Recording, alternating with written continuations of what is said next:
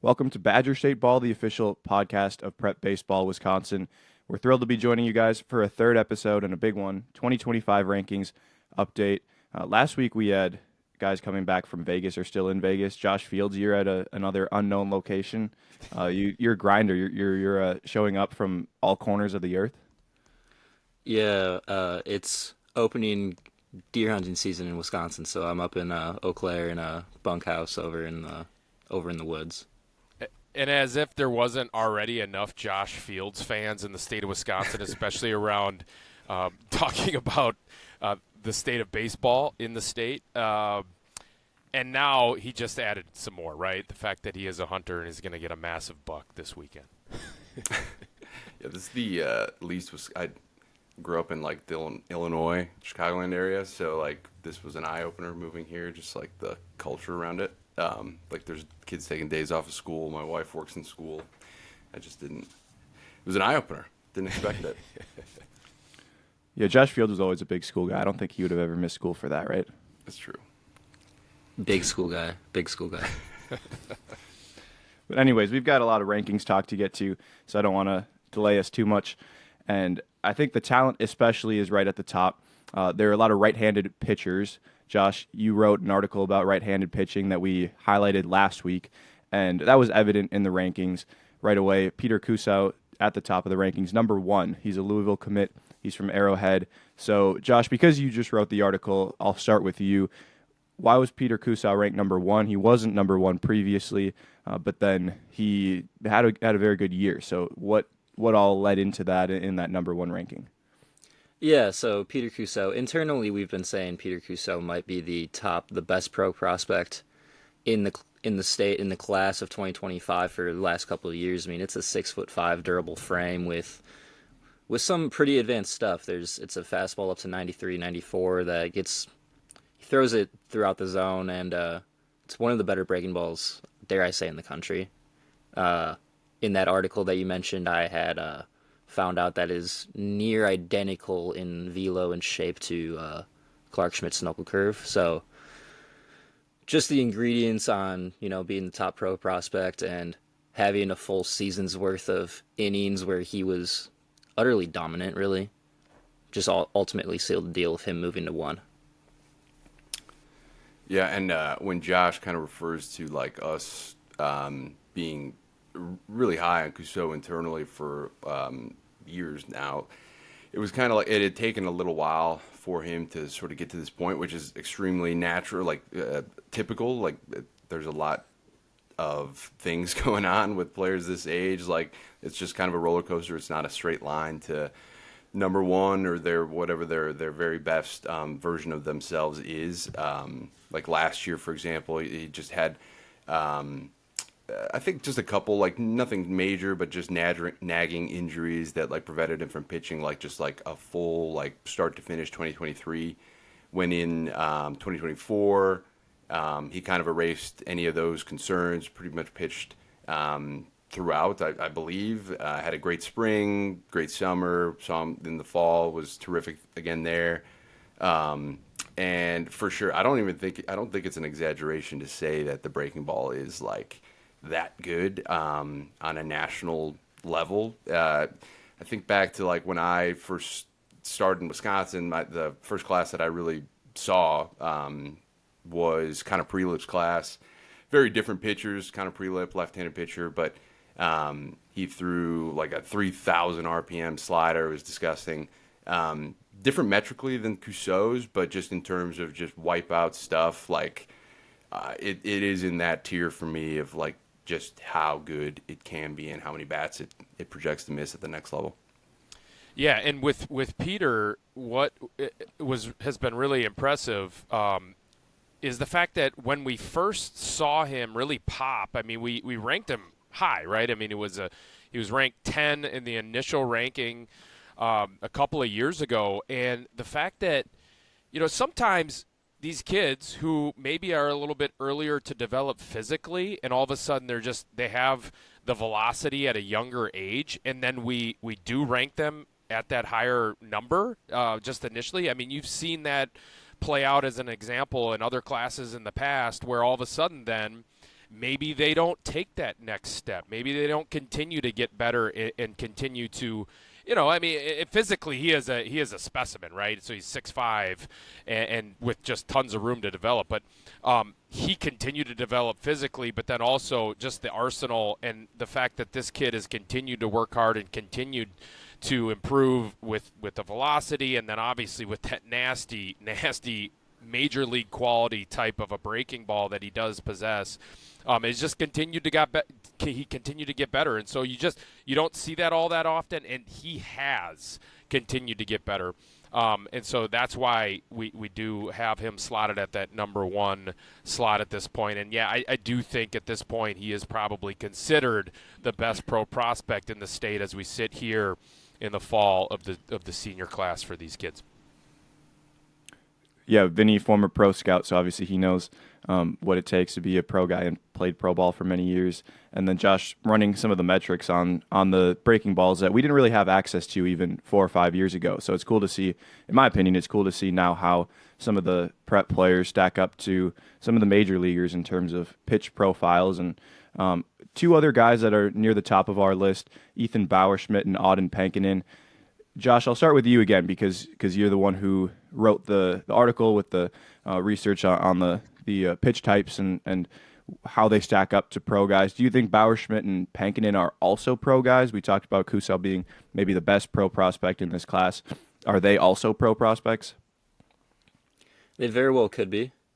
Personally, I think that they are right now, but whether the industry does is not up to me. But Ethan Bauerschmidt, one of the top athletes in the class. I mean, he was a basketball player and a baseball player. So, it generally takes a lot of athleticism to play hoops in general. So playing it at the varsity level is a testament to his athleticism. I mean, also just has a ton of field of pitch and throws another one of those better breaking balls in the state.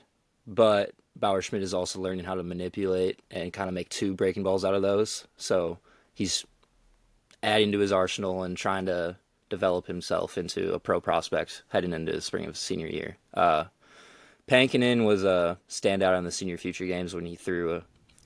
It was kind of impressive. I mean, it was mostly 2 pitches in that look. It was a low 90s fastball with kind of a 2-seam running action and this little gyro-y type slider that he threw pretty hard. That, when you throw a slider like that, the number one thing that you want to focus on is the velo, and he throws that pitch quite hard, which is going to help play it at the next level right away.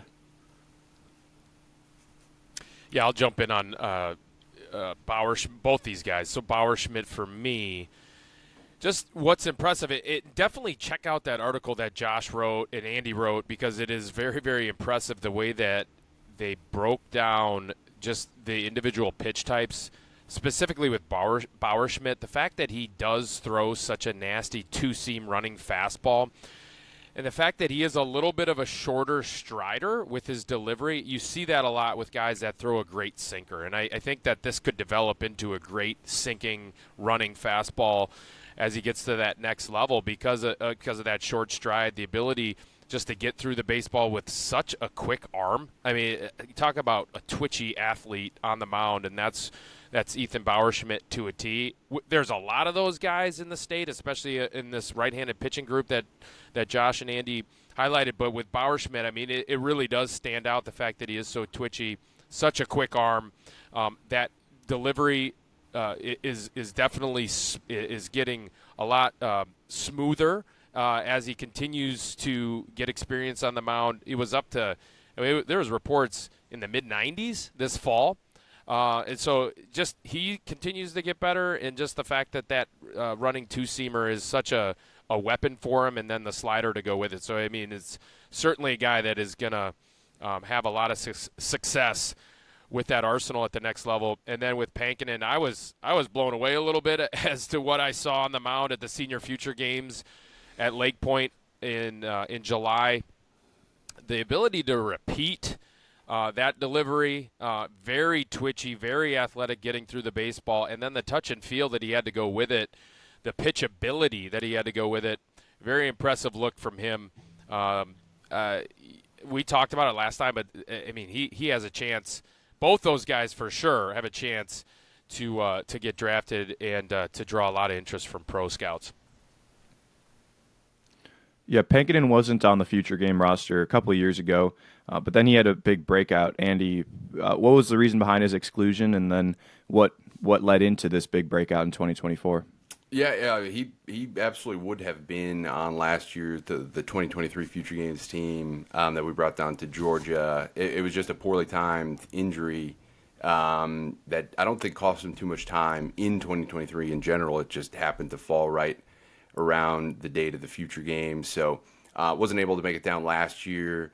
But was still uncommitted this year. So thankfully, for the first time ever, we put together like a senior Future Games event down at Lake Point at the same time as our typical like 16U Future Games event. And it included Pankinen and several others like that we might talk about today, at least within that right-handed pitching story that we were referring to earlier. So it was nice that we got to bring him back anyway at some point. And I'm glad to, because it felt like down there, like I didn't get the chance to see the entire event, obviously, but from what I could tell, at least in the games that the team Upper Midwest was playing in that he pitched on, it really felt like he was one of the more polished like products in either dugout. It really just looks like a starting pitcher at the next level. And we've seen him for quite a while too. We've been big fans of his for a while.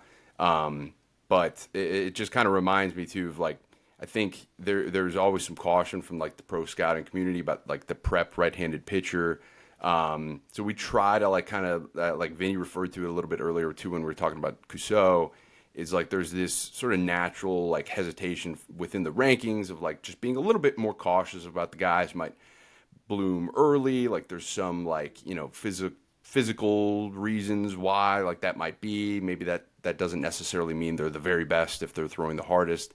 But from a pro standpoint, I think the reason, the catalyst really for us producing like this article about these righties was just that they're so different. They all kind of stand out for different reasons. And their like uniqueness is what has separated them and why we think they deserve some pro scouting attention. If not right out of high school, then I think in college.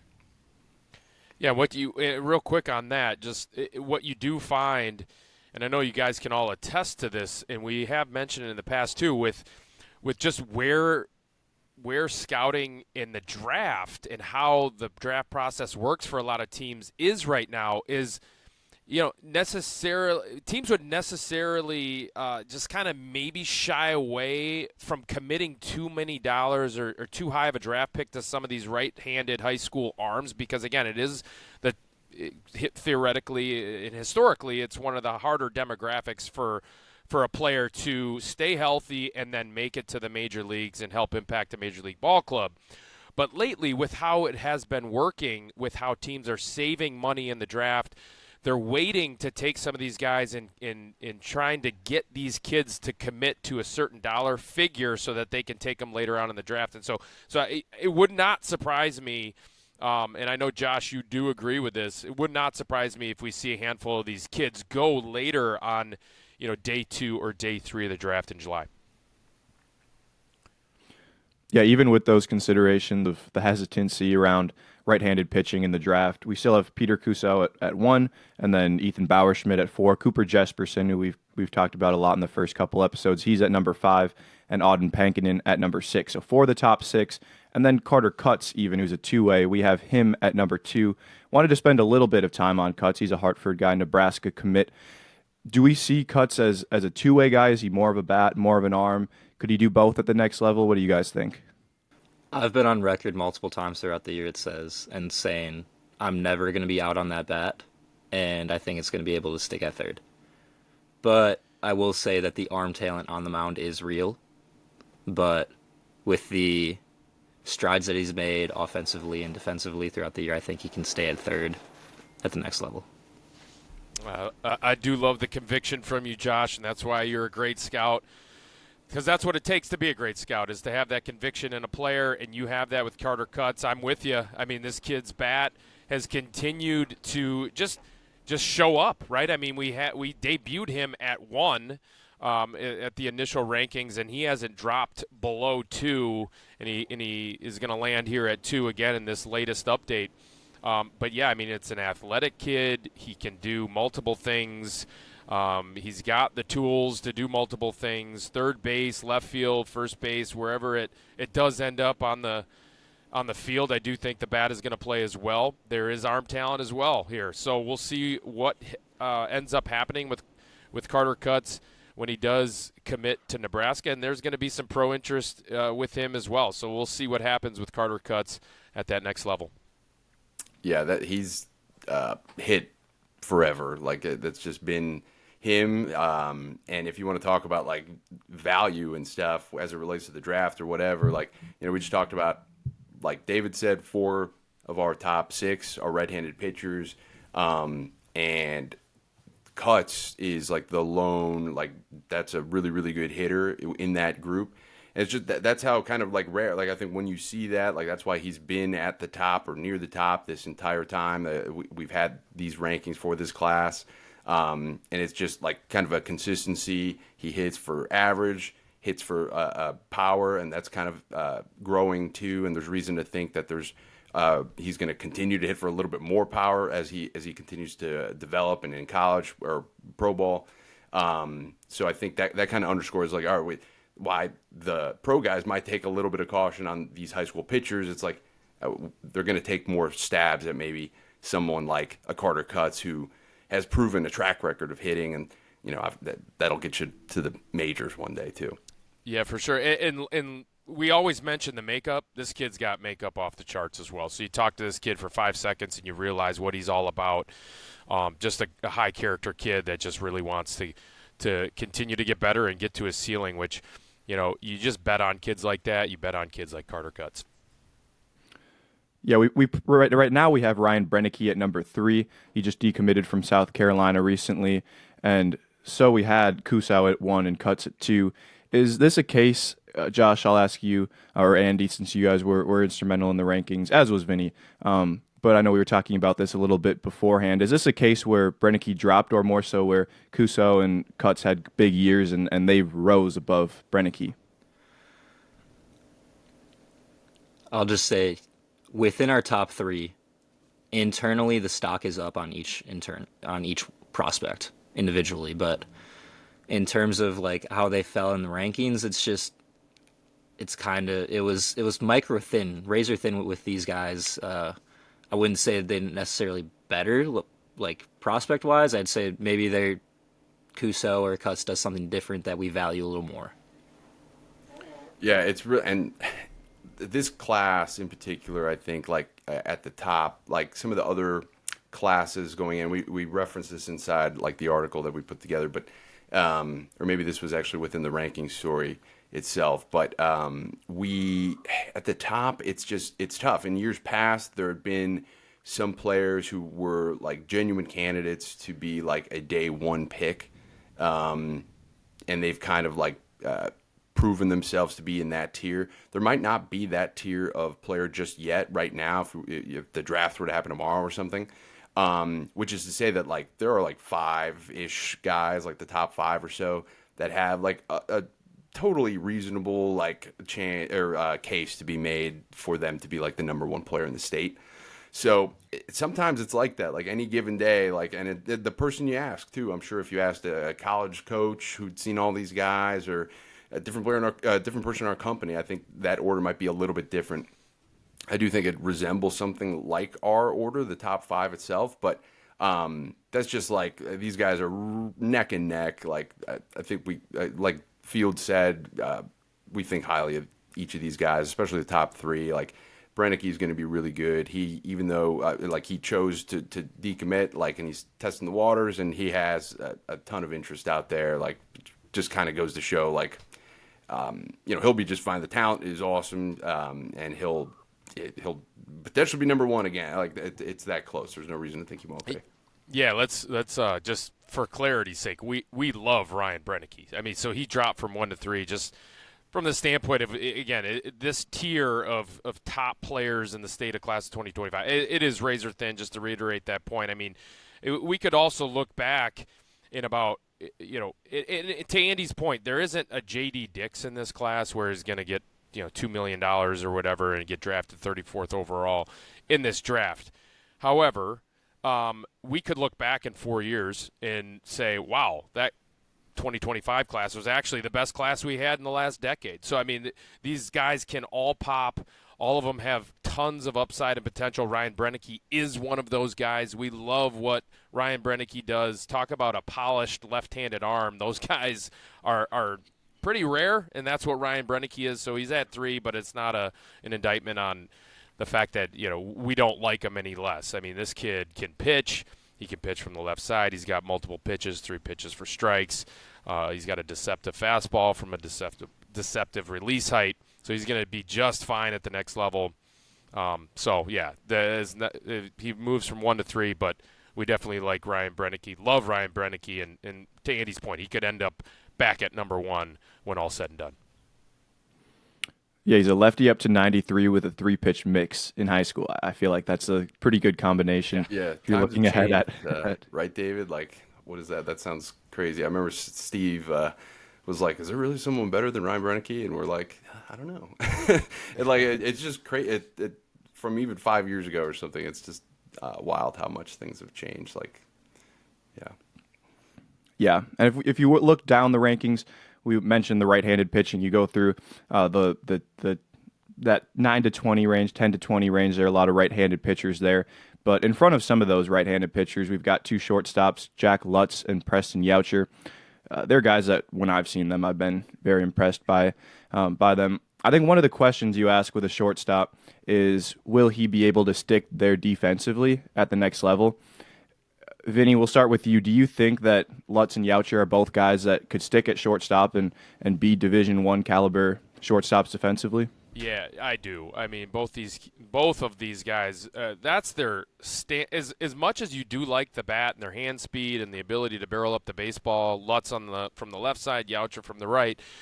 The standout tool for me is the glove for both these guys. I mean, it's just the ability to range to both sides, the smoothness, just their internal clock, their instincts. And it's hard not to watch Jack Lutz and then just kind of in the back of your mind think, is that the Brewers' Gold Glove winner at second base this last season in Bryce Durang? I mean, just the body and then the glove. Now, I do love my comp, so let's not get too far carried away. But it's a baseball player with instincts, and Youcher is that as well. So hard to find up the middle players, right? So, and in Jack Lutz's case, that left-handed bat that can barrel up the ball. Youcher, he's on the right side, but you can spray the ball all over the field. Gives you a great at-bat, does not punch out, doesn't swing and miss, and again, the fact that they play up the middle. Love both these guys at 7 and 8. Yeah, and 100% both of these guys are shortstops. I mean, both of them do it a little differently on the offensive end. Obviously, Lutz is left-handed hitter, one of the best bat-to-ball shortstops in the Midwest. And then Youcher from the right side is he's hit every time we've seen him. And over this past calendar year, we've actually seen him tap into more game power, where he's just driving the ball for extra base hits. He's hit multiple home runs in front of us this past year. And as a right shortstop that's going to a Big Ten school, he's doing exactly what he needs to do ahead of his senior year to elevate himself. Yeah, and again, just to hark back to what we were talking about earlier, there's some fluctuation here with Youcher and Lutz. Lutz is, I think, at a higher point than he's ever been in our rankings. Youcher's kind of bounced just a little bit up and down, but these are both, again, arrow up guys for us for the same reasons that Josh was talking about, like the game power from Youcher. Youcher's also a phenomenal kid who's gotten the absolute most out of his skill set too, clearly. So, you always value that in a player, and I think he's just going to be just an awesome, dependable, everyday guy somewhere, and at Penn State, obviously, and we'll see what happens from there. But I think it's just a really good baseball player that you'd love to have on the team. Yeah, Fields, you mentioned the extra base hit power. That's what impressed me the most when I saw Youcher this year is when you see a shortstop who is a Division I commit, a Big Ten commit in this case. At least for me, I expect that there will be good actions defensively. I probably expect more so the hit over power, but then seeing him with that extra base hit power, that impressed me. It was more than just a one-dimensional, only defensive guy or someone who maybe could spray the ball a little bit around the field. He was someone that was he looked the part of the best player on the field. Now, I don't remember who he was playing. I think there was a lot of talent in the game that I was watching, but he looked the part of the guy who you're like that's the guy that I'm watching. He's the guy that that is the legit prospect. You go behind Lutz and Yautzer in the rankings. Trevor Vande Hey, is he the toolsiest guy in this class? Because he's someone who's got those standout tools, and we had him ranked a little bit higher for the tools, and they're still there. So I don't want to act like they're not there anymore, or like, well, why did he drop? Because the tools are still there, the upside is still there, and I will commit. So is Vande Hey someone who could be maybe like 3-4 years from now the best hitter in this class, the best player in this class? Is that somebody who we have at number 9 here?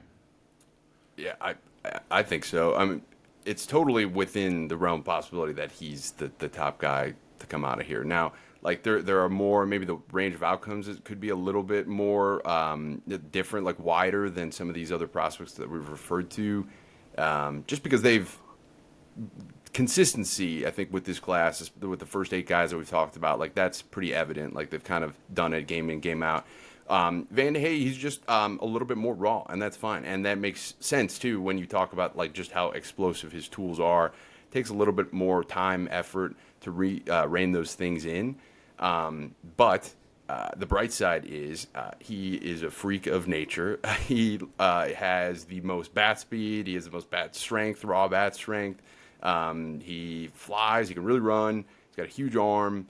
There's not a lot he can't do. So he was number 1 briefly in the class following last year's Future Games. And I think right now it's just a matter of him putting that together for longer stretches of time. But, like that can happen. And that can happen, especially at Iowa. They do a really good job developmentally. That's where he's committed. So, yeah, don't be surprised. He's kind of like a lottery ticket in like the best way. I think, he deserves a little bit of pro looks right now too, especially coming out of the spring. I mean, if he has a phenomenal spring, like, I don't know, who knows? He's still within reach of like those top spots as well, so you can't count him out there.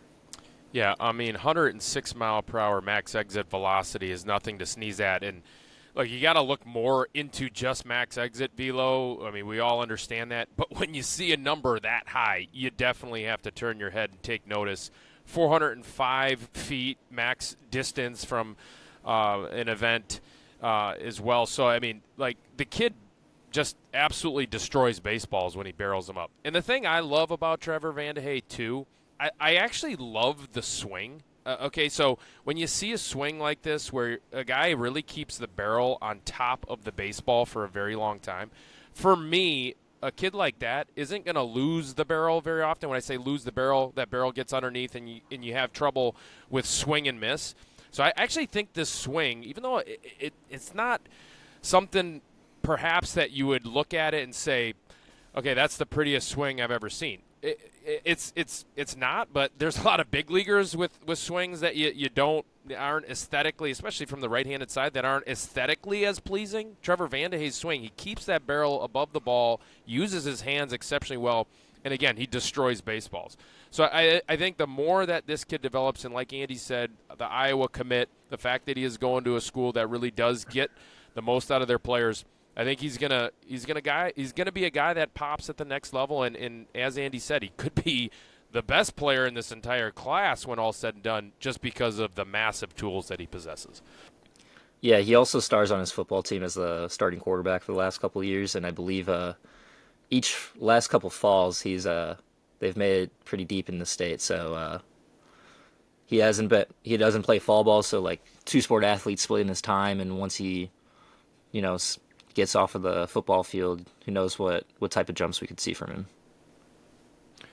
Yeah, it feels pretty common that we see guys make a big jump after they drop one of their sports, but at the same time, coaches always want multi-sport athletes. You got that good athletic base and a little bit more, that some of that experience, the competitiveness that comes out when you play multiple sports.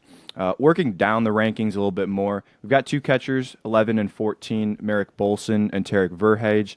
Bolson's a Kent State commit, Verhage is a St. Thomas commit, and two left-handed hitting catchers. I feel like that's pretty rare to have two left-handed hitting catchers that high. Why are they at 11 and 14? What makes them so high in the rankings? And there's really not that much separation between the two, right? Yeah, there is not much separation. They do, maybe their strengths are a little bit different, but they're both pretty well-rounded players who are basically neck and neck in our rankings. Bolson, we've been huge fans of just because physically he was a really projectable kid. Like, he was kind of a skinny, taller. You could just envision him gaining a ton of strength down the line. He had a really pretty nice left-handed swing, was just a really smooth, pretty swing. Like that's an aesthetically pleasing swing, like Vinny was talking about. And a lot of that stuff has come on right on time for Bolson. Like, his bat-to-ball skills were always good, but now that physicality that he's gaining is helping him impact the baseball a little bit better. The defense is good. He's a good receiver. The catch and throw, maybe he can make some gains there just with some of the arm strength he has. But, I mean, he projects as a catcher at the next level, for me anyway, and I think for all of us here too. So that's kind of why he's there at 11 near the top. With Verhage, he was a really advanced catcher. The receiving was really, really good, and his arm strength, precise, strong. Like, he separated himself early on as this elite defender with maybe some catching up to do offensively. But then I think this past year, 2024, he had a terrific year offensively. Hit for some more power, which was kind of surprising too. Played really, really well at Monona Grove last spring. So he deserves moving up, and he is this ranking. And and they're both left-handed. So there's a lot going well for both these guys here. Yeah, for Verhage, you love the floor, how high that floor is, just because it is a little bit more of a polished look behind the plate than maybe a Bolson. It's so twitchy as well. So, like, you love how short, compact that swing is. Body, 5'11", a little bit smaller in stature for a catcher, but for sure, for me anyway, that's not a hindrance to understanding that this kid is gonna be really good behind the plate for St. Thomas. He's committed to St. Thomas University at the next level. So just a lot to like. Left-handed catchers, they don't grow on trees by any means. Both these kids are left-handed hitting catchers. So Bolson, you do love the ceiling that is associated with that body. Love how smooth that swing is. I mean, you have to kind of double take. And is that Eddie Reinders? Just with the swing and the body, and they almost look like each other as well. Like They're both brothers. Kent State commits too, actually. Yeah, exactly. So, a lot to like about both these guys. Bolson, just a little bit of a higher ceiling. Do love him behind the plate as well, and just the ability to improve a little bit behind the plate, just with the catch and throw, like you said, Andy. But very good advanced receiver, and then handles a pitching staff really well also. Yeah, we were talking about this yesterday, but Bolson is the only guy in this class that I faced, and he was a tough out. He kept fighting off. He kept fighting off pitches and then put the ball in play when he needed to. So I can't say that about anyone else because I don't know. I haven't faced them. Only guy that I have that direct experience with. Yeah, That was a left-left matchup. Yeah, it's a great matchup. It was, and he was able to. Because I'm a heavy two-seam guy. This is just the Land O'Lakes League. It wasn't this high-profile tournament or anything, but he was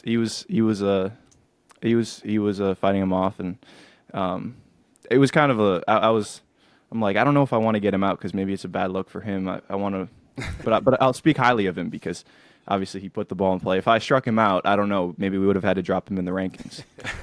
Yeah, actually, Merrick, if you're listening to this, if you could tweet at us or something about if you remember this at bat, I'd love to know from your perspective what it was like facing David Go. I also played in the Land O'Lakes as a junior going into my senior year in high school. So kudos to Merrick. I mean, that's a challenge as well. Nice. Merrick, though, please don't tweet out what the score was at that time. I think we were down about 12-0. So either way, though, he's an excellent talent. Tarek Verhage, another guy that I saw a lot this spring. I covered Monona Grove probably 4 or 5 games, including in sectionals, so got to see him a lot. Was always impressed seeing him. The more I saw him, the more I was impressed with him, and that whole team was great, and he was one of the leaders on that team. Working down a little bit further into the rankings, we don't have time to go that much further, but one arm that I wanted to talk about, not a right-handed pitcher, a lefty, Brolin Frost. He's a lefty from Alcorn, tall, lanky, projectable, but only up to 85, which isn't the same velo as some of the other guys at the top of this list, or even a few of the guys behind him. And when I was in high school, a lot of people would say that velo was all that mattered for the rankings, and you just need to get your velo as high as you could. But it seems like that's not the case. Otherwise, he probably wouldn't be at 19, but the talent is there. So, I mean, with Frost, what makes you put somebody who's maybe lagging behind a little bit in the velo compared to some of his counterparts at 19 when you could go with some other ones a little bit higher, some other arms? Josh? Yeah, 100%. I mean, Frost it's a 6'5" lefty with 3 pitches. I can go back in my recent memory and remember him at a top prospect Milwaukee event striking out 2 former future gamers and then two high-level upperclassmen. I mean, yeah, the velo's light right now, but there's more in there. There's a lot more in there. I mean, it's a 6'5" frame, and with so much room for just added physicality. He's not even. It looks like he's not even shaving yet. Plus, it's literally just a starter. And I can remember, he was one of the final players we invited to the future games last year in 2023.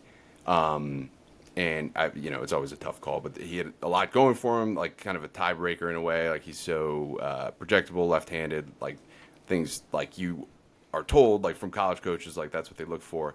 But it was like proven completely right, where he pitched really, really well at the future games, like in his first outing. And we had a great team, and then it was like I felt like Brolin actually had the most interest like right away, and it just kind of goes to show like just how it's just a real commodity, like being that like size, left-handed, with a semblance of 3 pitches. Like, yeah, don't worry about the velocity with guys like this. Like, it'll come, and like who knows what it'll look like, but I think it'll be effective at the very least, and then there's a huge ceiling behind it if he can get to that. So yeah, he's a good case, and why don't just look at pitcher velocity all the time. Yeah, I feel like in like 5 years, our national scouting guy, Shooter Hunt, we're going to be all at the Leadership Summit again in Las Vegas in about 5 years, and he's going to pull up a video of Brolin Frost from July 5th, 2024, pitching here for the GRB Sticks program. And he's going to be like a top prospect in pro baseball. I mean, that's what happens to guys like this, right? So they jump at some point their velocity. And again, he is going to Iowa, and talk about just a phenomenal fit for a commitment for Brolin Frost. They will tap into the velo here, and all of a sudden this kid is going to be one of the best. He could potentially be one of the talked about arms in the state for sure, potentially in the country. Just, I mean, 6'5" lefty, and all of a sudden, if you do see that velo tick up above 90 miles per hour, you can envision a mid-90s fastball for sure with 3 pitches. So, that's why right now currently he's at 19, because the fact he's throwing 84, 85. I mean, but again, you're just looking at the upside here, and there's tons of it with Brolin. Yeah, maybe a little bit biased towards projectable lefties, but I mean, he's someone that I'm really excited to see. Both him and Vande Hey, I'm really excited to see what they can do in college.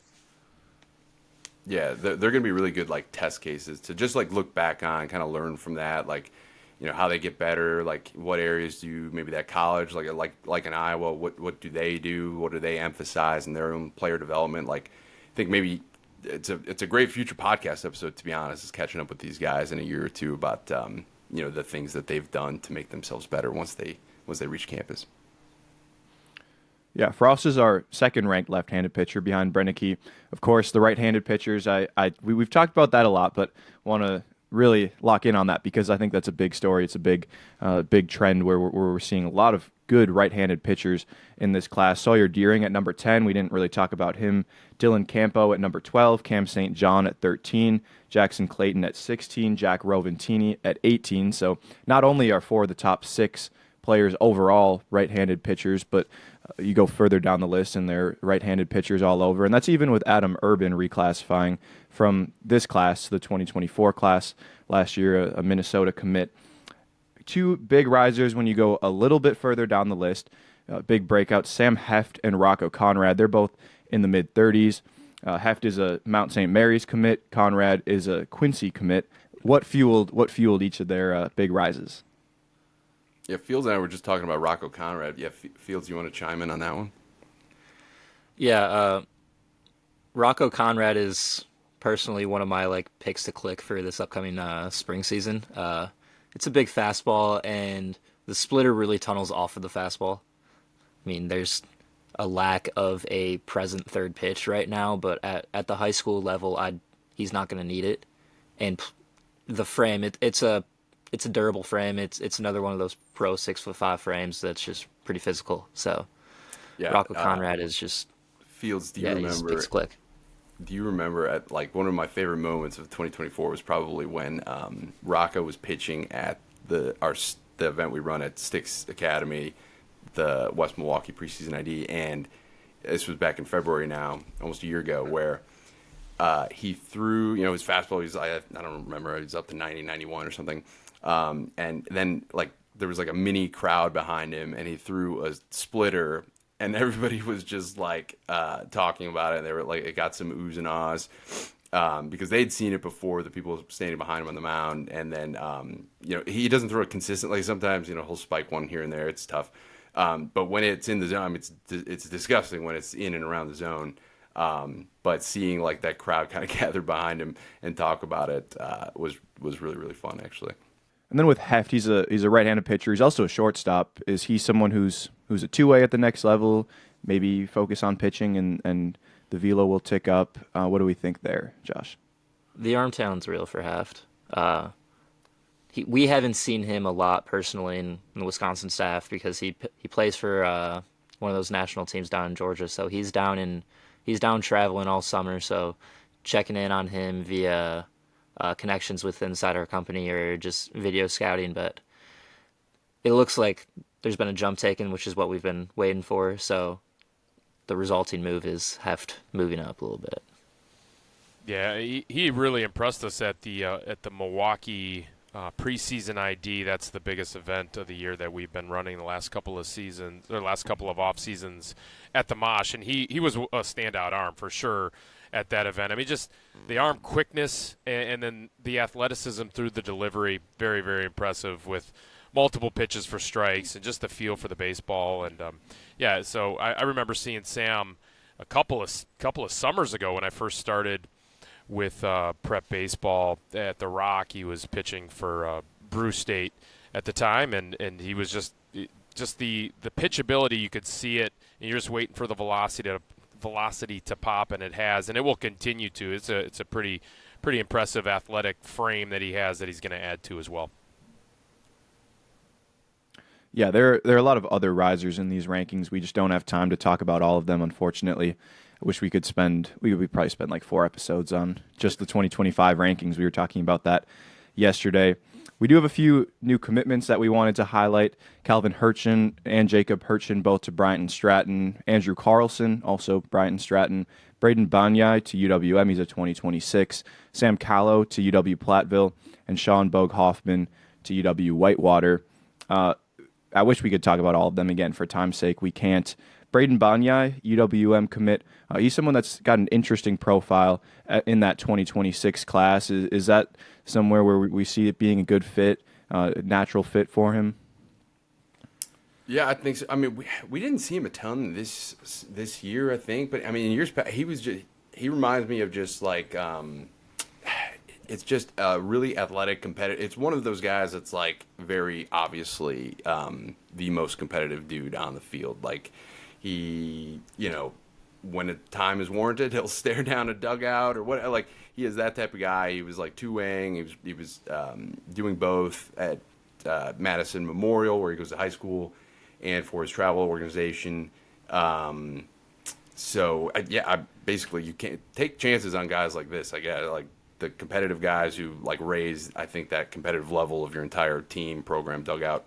To me, anyway, that's he's that type of guy. Yeah, in my look at Braden this past year, it was the one takeaway. I was like, this guy's always talking. This guy's the leader on the field. It's pretty obvious, and he's the guy that supplies the energy for the offense and for the defense and just for the whole entire team. So culturally, it's a great get. Mm-hmm.